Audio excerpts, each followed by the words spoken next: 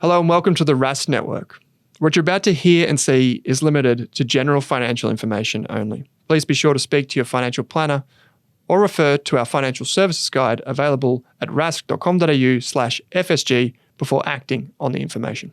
G'day everyone and welcome back to our Family Finance mini-series where we discuss the grey area of families and money. My name's Mitchell Sneddon from Rask. I'm joined here by my good friend Phoebe Kohler from InvestSmart, and we're joined once again by Siobhan Ashby from Northeast Wealth. Thanks for joining us, Siobhan. Thanks for having me, guys. Hi, Sean. Hi, Mitch. G'day. Right, so PK, when me and you worked together, nothing got your goat more than this next subject. True and correct. We're going to be talking about childcare and the cost of childcare. So I've actually got my app open. My boy goes to an ASX-listed childcare. Fancy. Very fancy. So don't know about that. It might explain a bit about the costs. Run for shareholders' benefit. so pre-subsidy, $181 a day. I get $91.66 back from that. But, the good news is I can see in the updates here today he's had sunscreen applied and a wet nappy an hour ago. So thank you very much. So, Siobhan, how much does childcare cost to the average Australian? Truckloads. It costs, the answer is it really depends on your income. So, because of course, childcare subsidy is not the same for every household. So the way that it works is that if your household income is below about $83,000, then you get a 90% subsidy. So 90% of the childcare costs are covered. And then basically it runs on a scale. So it caps out with no subsidy received if your household income is $533,000 a year. And between the $83,000 and the $533,000, the subsidy goes from 90% down on a sliding scale, and it drops by 1% for every additional $5,000 of household income. So it's a sliding scale. The average cost of childcare in Australia, though, if you're going to forget about the subsidy, is $153 a day. But remarkably, the childcare subsidy was increased recently, which a lot of people thought, this is great. The family household assessment went from somewhere in the 300,000s to 533. So a lot more families eligible. However, those sneaky childcares took on put up higher fees. So is it helping households? Well, you guys tell me. I had a conspiracy theory that every time the government announced some kind of relief or increase in the subsidy, etc., like clockwork, we would get a notification through the app that we're paying for a lot of money each day. Certainly. I don't think it's conspiracy. I think it's reality. That's what's going on. They just do it. And I think I heard recently that they can up their fees by 5% per annum just every year whenever they want to. Yeah. It's certainly not commensurate to wage growth. As in childcare costs. And I mean, even the fact that you need to pay for childcare if your kid's sick or if it's a public holiday and you can't send them there, paying for the care. So, Mitch, did you know this going into it, that you would have to pay for public holidays and sick days? I did not. I saw you twisting in your seat. I dread visceral response there. I dread the phone call. Yes. From you have to come and pick up Wilbur. Yeah. Do I? Well, you do. No, but why is what I say. Well, because is she really, Mel? Is she okay? She's okay. But you know where it's come from too. He got it there. He can stay there. I have a cough today because of childcare. So how many days is Rosie in? She's in 4 days. We pay $170 per day pre-subsidy, which is not bad because the old one, which was not great, was $189. So we took it down a bit. So $170, and then our subsidy is Hang on. Just consult the app. Yeah, consult the app.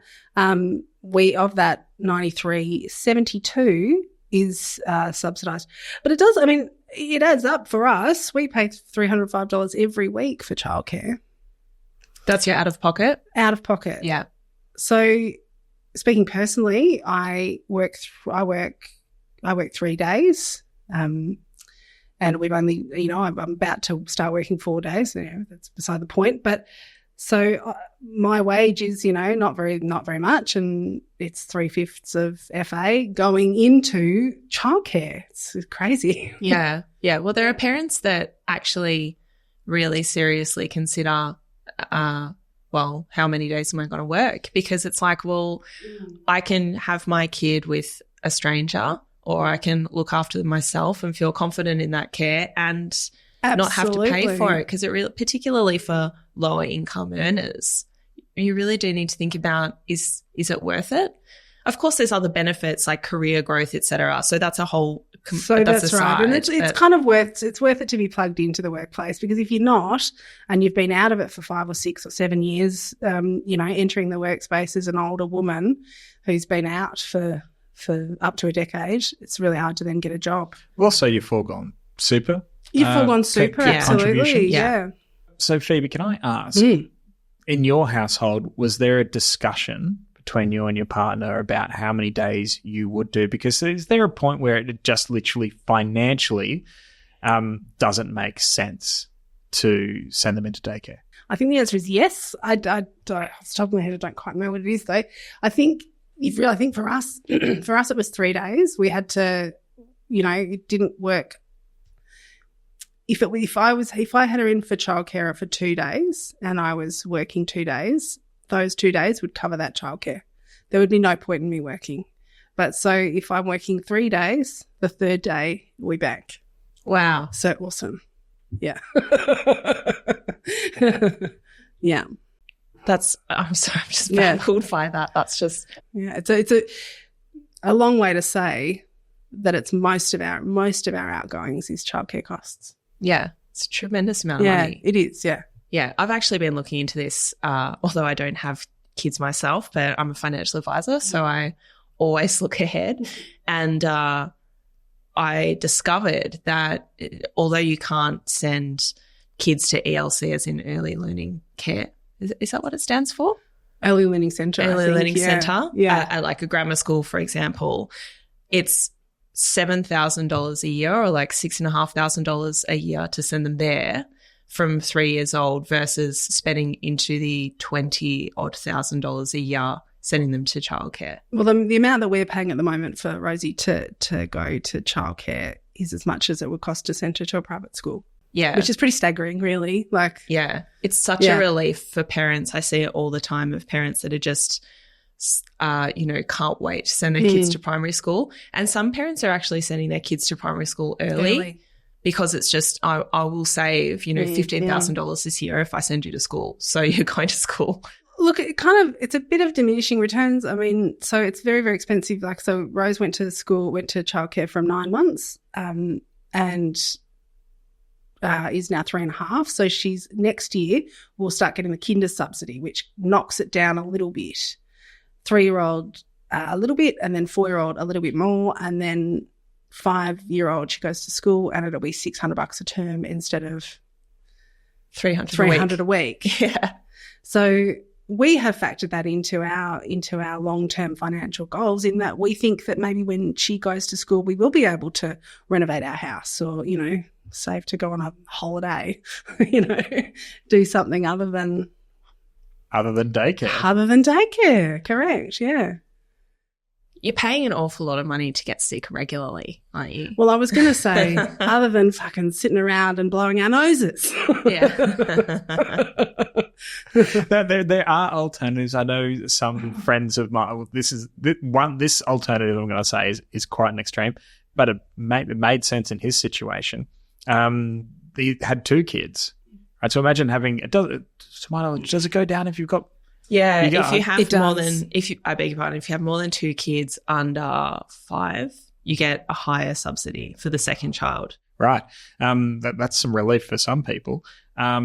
But he worked out that it was actually cheaper for him to have a nanny for his two kids than to send them both to daycare. So, and then my question to him was then, did your kids maybe miss out on the socialization, things like that?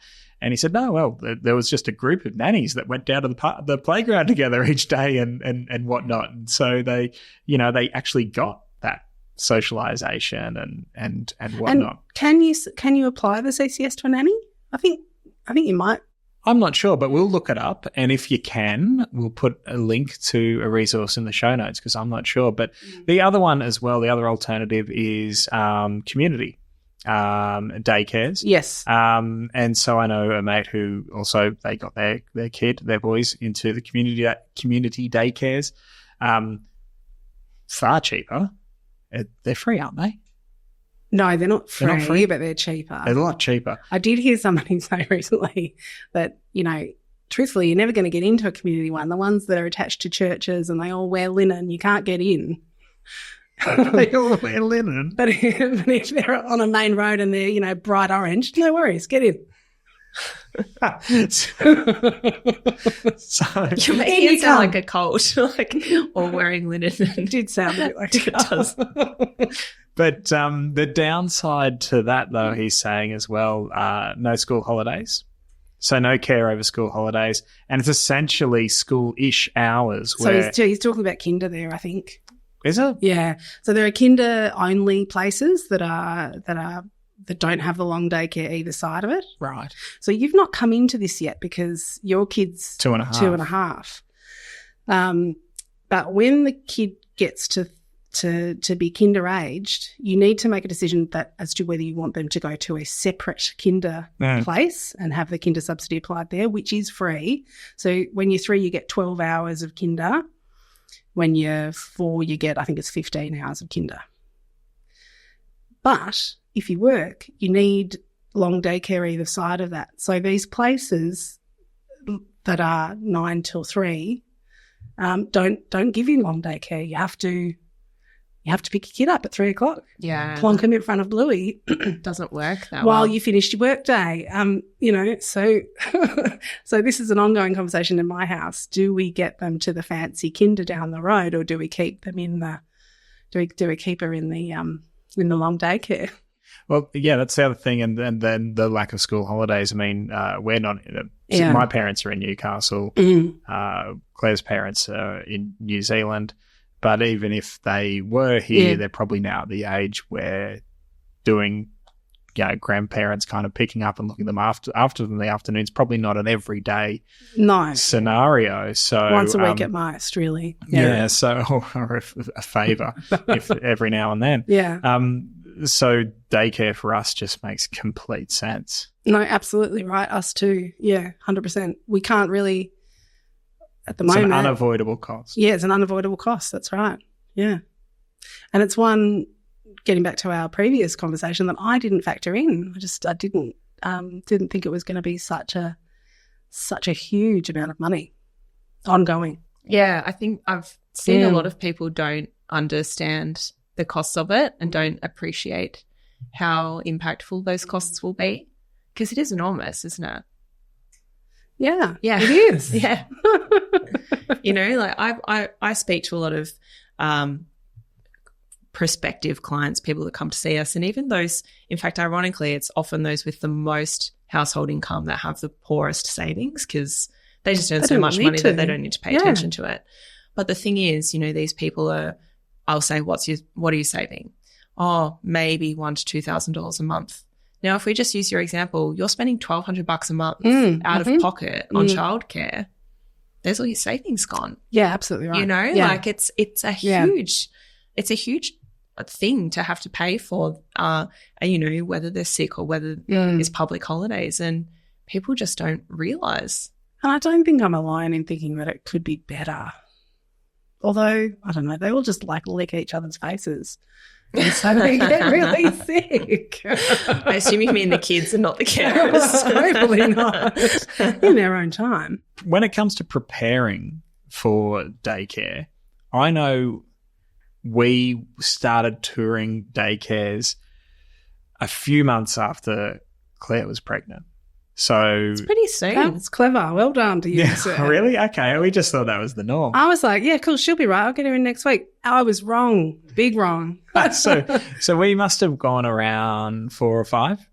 I think in the I don't know, maybe mid-range pregnancy, not too early, but yeah, we went around 4 or 5 to get on a few wait lists. So you didn't, PK? I didn't. I just assumed that you could kind of front up to one of these joints and say, and that they would all be the same, and that you say, I want my kid to go here, and they'll go, sure, come in, welcome. We've got plenty of space. It's lovely here. So what was your experience instead? I got laughed out of town on a few of them. Like, yeah, I mean, we might be able to get her in when she's 4. And we have so much money that we don't care. That's Goodbye. right. And in fact, actually, I'm still on a wait list from when she was 6 months, and I got an email from them yesterday saying we've filled all the places for 2025. Sorry. And she got on in 2021. So like they're very, very big wait lists, a lot of them. Every now and then I still get an email or a text message saying that that a spot has come up on a daycare that I don't even remember going to see. Yeah. And so talking about the childcare subsidy, once you do get accepted, when do you need to apply for it? Well, I've been told that it's best to apply for the subsidy as soon as you understand that your kid needs to go to childcare, because if you don't, it can take up to 45 days to get applied. Approved? Well, no, I think it gets for approved. the subsidy to be applied. Oh, I beg your pardon. Yes. Yeah. Yeah. So if you send your kid to childcare and you haven't had your subsidy applied, you will need to pay the full out of pocket amount, which in our case is $170 a day, and then they will presumably back pay you for up to 45 days, for an up to a 45-day period. So when you know you've been accepted, then get onto it. Get onto the website, the government website. I think presumably as soon as you know your kid needs to go to childcare, you need to get onto it. Yeah. Yeah. And speaking of getting onto it, it's also about updating your income with Centrelink when that happens. I mean, and I say get onto it, but I have blocked it out. It was really you like a traumatic experience. You blocked it out. I have. Post-traumatic Centrelink disorder. Yeah. The hold music for Centrelink is pretty jazzy. So how often do you also need to update your details for the subsidy as well? Like, so whenever your circumstances change, if you switch jobs, etc., how often do you have to jump on there and let Centrelink know? You need to tell them every time your income changes. And if you don't, they can change your subsidy retroactively and lump you with a big bill. Yeah. And that also would include if you sell assets, because it all forms part of your household income. So that's something. About selling of investment properties, selling of shares. Yeah. Receiving dividends from shares goes to your income. Yeah, because it all comes under this household income test. So that's something to be mindful of as well, because some people might think, well, my employment income hasn't changed. Yes, but you sold a property this year, and Centrelink will absolutely assess that. And if you don't notify them and get your subsidy amount changed, as you said, Phoebe, you'll get a bill. Yeah, nothing strikes fear into your heart more like you've got a MyGov email in your inbox. Just nothing strikes fear in your heart knowing you have to navigate that inbox. But at the bare minimum, you do need to tell Centrelink your household income every year before June 30. Yeah. Mm-hmm. So if we were to put together, once again, a nice little friendly checklist on how to prepare for daycare and for the childcare subsidy, for mine it would be the very first one would be thinking about what you and your partner's work week is going to look like, and assessing, well, what is right for us? Do we have grandparents or family members, etc., close by who can assist in, in pickup and all that kind of stuff.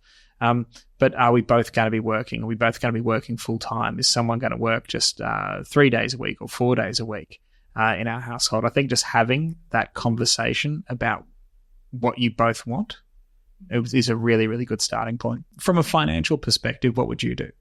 I would be going onto the Services Australia website and calculating how much subsidy you're likely to get based on your family household income.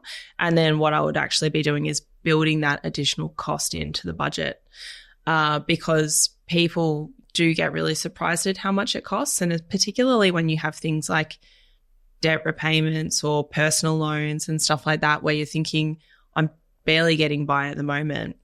How are you going to afford an extra $300 a week, arbitrarily based on your amount, Phoebe? So I think that if you wanted to prepare for that, you should actually build it into your budget now and work out, how is this feeling? Like, can we afford this right now? Because if you can't, the time to start cutting out is not when it happens.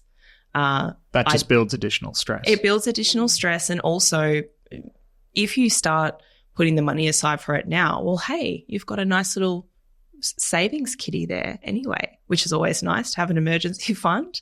Help towards buying the fancy cot. Yeah, exactly. Or hopefully a holiday maybe. That would be nice, or anything that's just going to keep you sane during that period. And to your point, all of the centres have CCS calculators. So when you're doing your tours, you can sit down and talk to the director about how much that particular centre will cost you. And so it can be quite specific. Fantastic. Siobhan, thanks once again for joining us. PK, pleasure. Always a pleasure. Thanks for having me. No dramas. And if you guys out there have any feedback or questions for us here, we'd love to hear it. There's a link in the show notes. Thanks for watching this video on the Rask Network. While you're here, don't forget to like and subscribe so you can get videos each and every day on business, finance, investing, and so much more.